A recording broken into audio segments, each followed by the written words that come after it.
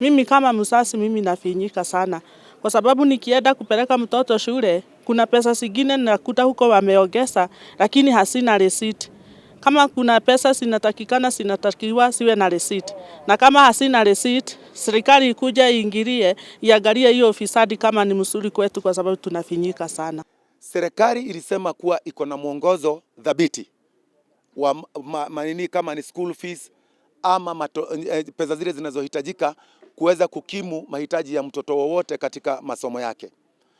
Lakini sasa kwa wakati huu kuko na shida na ni kubwa ambayo Minister wa Education na PS wa Education hajatoa kwa kinaga ubaga ili mzazi na hata mtoto na hata walimu na pia washikadau wale wengine waweze kuelewa nini kinachoendelea. Katika shule zile pesa tuliambiwa zitolewe kabisa katika mambo ya tuition ya watoto kusomeshwa nje za mashule.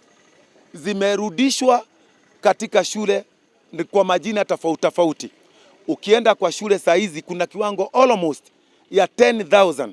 Ukilipa school fees bado kuna pesa ukihesabu saa zingine unaambiwa shilingi 2,000, kuna 3,000, kuna pesa za kujenga, zinaitwa pesa za kujenga. Alafu kuna pesa zingine zinaongezewa shilingi 2,000.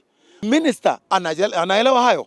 Principal Secretary anaelewa hayo. Lakini wakati huu sasa kuna hiyo changamoto.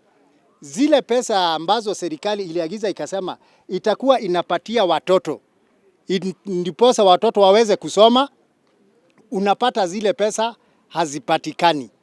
Sasa ukiangalia hata ule mchakato ambao ulikuwa ni wa mpangilio wa shule ambao ulikuwa pale mbeleni, siku hizi haueleki vizuri. Wahusika ambao wamesimamia mambo ya shule muweze kuangalia ule mpango mzuri, na hata hawa walimu wa JSS wamekuwa wakiajiliwa kwa contract, waajiliwe kama wafanyikazi wale wengine, walimu wale wengine permanent, ndiposa waweze kuwa wakipata mshahara ile ya kutosha.